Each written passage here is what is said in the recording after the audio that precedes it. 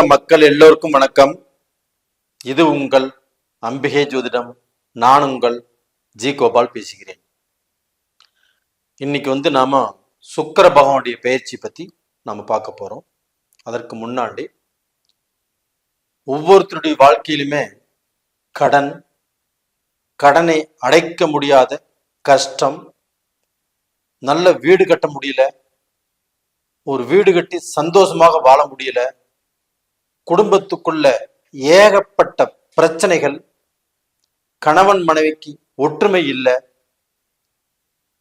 வேலை பிரச்சனை, நல்ல பிசினஸ் பண்ண முடியல, இது மாதிரி இத்தனை கவலைகளோடும் கஷ்டத்தோடும் வாழ்ந்துட்டு இருக்கிறீங்க. இதற்கு எல்லாம் எந்த கிரகம் கனெக்ட் ஆகுது அப்படின்னு பார்த்தோம்னா சுக்கிர பகவான் தான்.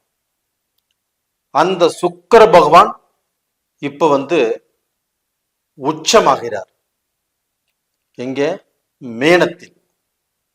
அதாவது 2025 ஜனவரி மாதம் 28 கும்பத்திலிருந்து பெயர்ச்சியாகி மேனத்துக்கு மே மாசம் வரையிலும் உச்ச பலம் அடைகிறார். இப்போ அப்படி உச்சமடையக்கூடிய சுக்கிரன் ஆப்பட்டது குரு பகவான் சுக்கிரனுடைய வீட்டிலையும், அந்த சுக்கிரன் குரு பகவானுடைய வீட்டிலையும் கிரக பரிவர்த்தனை அடைஞ்சு இருக்கிறாங்க. அப்ப அந்த குரு சுக்கிரன் பரிவர்த்தனை ஒரு யோகம். இரண்டாவது சுக்கிரன் உச்சமடைவது இரண்டாவது யோகம். மூணாவது யோகம் மாளவி யோகம். நான்காவது யோகம் புதன் அந்த சுக்கிரனோடு கனெக்ட் ஆவதால் ராஜ கோபால யோகம், லட்சுமி நாராயண யோகம், ராஜ யோகம். இத்தனை யோகங்கள் சுக்கிர பகவான் உச்சமாகி மற்ற கிரகங்களோடு இணைவதால் இது எல்லாமே நடக்குது. அப்போ அந்த சுக்கிர பகவான் ஆகப்பட்டது இந்த உச்சம் ஆகக்கூடிய பீரியட்ல அந்த 12 ராசிக்காரங்களுக்கும் நல்ல பலனை கொடுப்பாரா கெட்ட பலனை கொடுப்பாரா அப்படின்னா சுக்கிரன் எப்பவுமே நல்ல பலன் தான் கொடுப்பார். 90% ஆகப்பட்டது அந்த 12 ராசிக்காரங்களுக்கும் பாசிட்டிவான பலன் தான் கொடுப்பார், கொடுக்க போகிறார். அப்ப அதே சுக்கிர பகவான் ஆகப்பட்டது இப்போ அந்த ராகு பகவான் ஆகப்பட்டது சுக்கிரனோடு இணைகிறார். அப்ப அந்த சுக்கிரன் ஆகப்பட்டது அதிர்ஷ்டகாரகன், கலஸ்திரகாரகன். அந்த ராகுவோடு இணையும் போது அந்த ராகு யோககாரகன். அப்ப இவங்க 2 பேரும் இணையும் போது ஒரு திருப்பு முனை நடக்க போகிறது. இந்த ராகுவோடு வேற எந்த கிரகங்கள் இணைந்தாலும் மிகப்பெரிய அதிர்ஷ்டத்தை கொடுக்கறதில்லை. இந்த சுக்கிரன் இணையும் போதுதான் அதிர்ஷ்டத்தை ராகு பகவான் சுக்கிரனுக்கு கொடுக்கிறார். இது போக அந்த ராகுவோடு சூரியன், சந்திரன், புதன், சனி, ராகு, இந்த செவ்வாயை தவிர மற்ற எல்லா கிரகங்களும் அந்த சுக்கிரனோடு இணைகிறது. அப்ப இப்படி இணையக்கூடிய காலகட்டங்கள் ஆகப்பட்டது ஒரு ராசி, அந்த ராசிக்கு எப்படி இருக்கும் அதை பத்தி தான் இந்த பீரியட்ல நம்ம பார்க்க போறோம். அப்ப நம்ம பார்க்கக்கூடிய ராசி ஆகப்பட்டது துலாம் ராசி. இந்த துலாம் ராசிக்கு இந்த சுக்கிர பகவான் உச்ச பலம் அடைவதால் எப்படி இருக்க போகிறது இதைத்தான் நம்ம இந்த பதிவுல விளக்கமா பார்க்கிறோம். அப்ப துலாம் ராசியுடைய அதிபதி யாரு? சுக்கிர பகவான் தான். அப்போ 1-8 கிரகம் சுக்கிர பகவான். அந்த சுக்கிர பகவான் ஆகப்பட்டது குருவுடைய வீட்டுல மேனத்துல அந்த சுக்கிர பகவான் போய் உச்ச பலம் அடைகிறார்.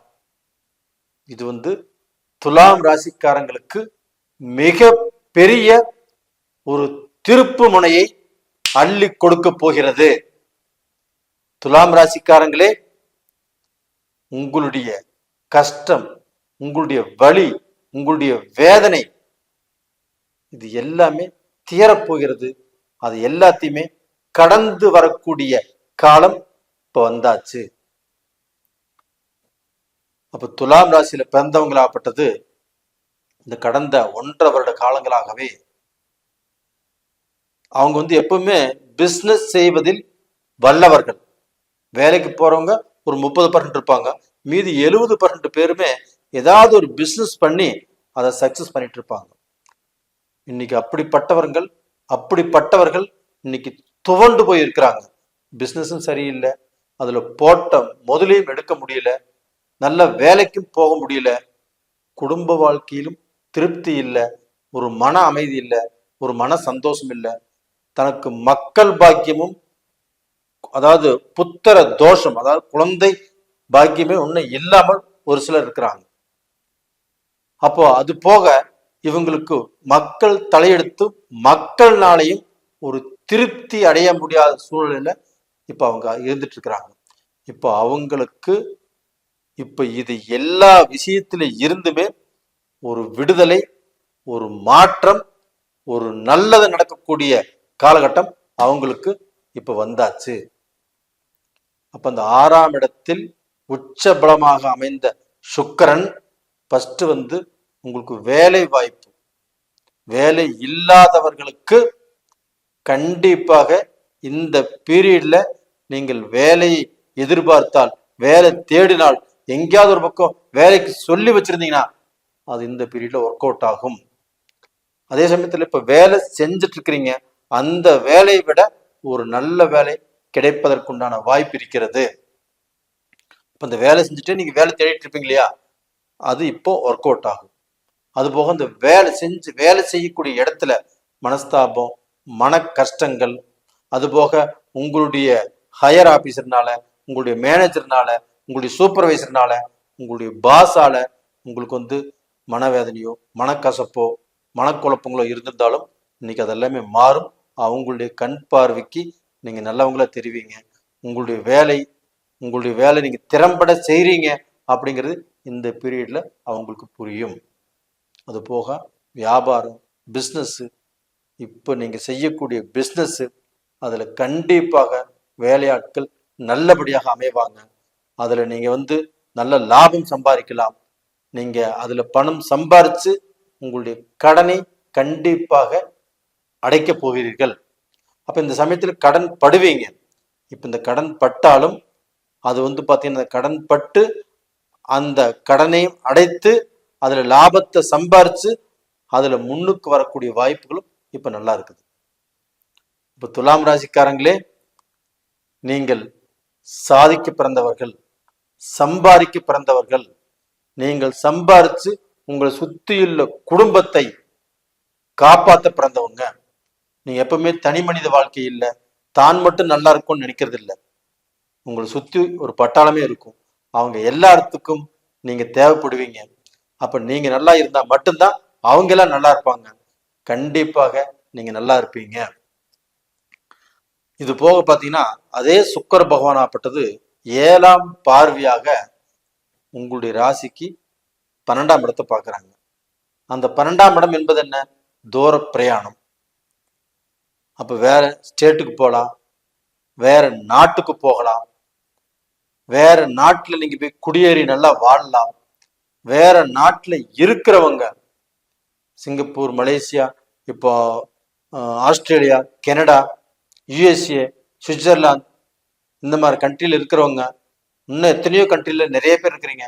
இவங்க எல்லாருமே எவ்வளவு கஷ்டங்கள் இருந்தாலும் அந்த கஷ்டத்திலிருந்து விடுபட்டு நீங்கள் எண்ணியபடி நீங்கள் ஆசைப்பட்டது எல்லாமே நடந்து நல்ல வாழ்க்கை வாழ போறீங்க. தைரியமா இருங்க, தன்னம்பிக்கையோடு இருங்க. கண்டிப்பாக உங்களுடைய ராசிநாதன் உச்ச பலம் அடைஞ்சிருக்கிறார். அதுவும் இல்லாம 12ஆம் இடத்தை பார்த்திருக்கிறாரு. அந்த 12ஆம் இடம் என்பது உங்களுக்கு தொலைதூர பயணம், வெளிநாட்டில் இருக்கிறவங்க, வெளிநாட்டுல நீங்க ஒரு நாட்டுடைய சிட்டிசன் ஆகணும், இல்லை அந்த நாட்டில் ஏதாவது சொத்துக்கள் வாங்கணும் அப்படின்னாலும் இந்த பீரியட்ல கண்டிப்பா வாங்க முடியும். அது போக அந்த 12ஆம் இடம் என்பது அயன சயன போகஸ்தானம். அப்போ ஆண் பெண் அவங்க இல்லற வாழ்க்கை திருப்தியாக இருக்கும், அவங்களுக்கு அந்த தாம்பத்தியம் நல்லா இருக்கும், பிரிந்து போன குடும்பங்கள் கண்டிப்பாக ஒன்று சேரும். இந்த சமயத்துல சுபகாரியங்களுக்கு நீங்க முயற்சி பண்ணினாலும் கண்டிப்பா அது நல்லபடியாக நடக்கும். அதே சமயத்துல இந்த பீரியட்ல மறுமணத்துக்கு, அதாவது ஒரு வாழ்க்கை இப்போ பிரிஞ்சு போயிடுச்சு, பாதிக்கப்பட்டுட்டீங்க, அந்த வாழ்க்கை எல்லாமே முடிஞ்சுது. இப்போ 2வது வாழ்க்கைக்கு ட்ரை பண்ணுறவங்க கண்டிப்பாக ட்ரை பண்ணுங்க, நல்லபடியாக நடக்கும். அது போக உங்களுடைய ஜென்ம ஜாதகம், உங்களுடைய தலையெழுத்தை நிர்ணயிப்பது உங்களுடைய ஜாதகம் தான். அப்போ அந்த ஜாதகத்தில் என்ன தசை நடக்குது, என்ன புத்தி நடக்குது, உங்களுடைய எதிர்காலம் எப்படி இருக்கும் அப்படின்னு நீங்கள் தெரிஞ்சுக்கிட்டு ஒரு விஷயத்தை ஆரம்பிங்க, ஒரு விஷயத்தை செய்யுங்க. நேயர்களே, இந்த பதிவு பிடிச்சிருக்குன்னு நினைக்கிறேன். பிடிச்சிருந்தா லைக் பண்ணுங்க, சப்ஸ்கிரைப் பண்ணுங்க. உங்களிடமிருந்து விடைபெறுவது உங்களின் ஜி கோபால்.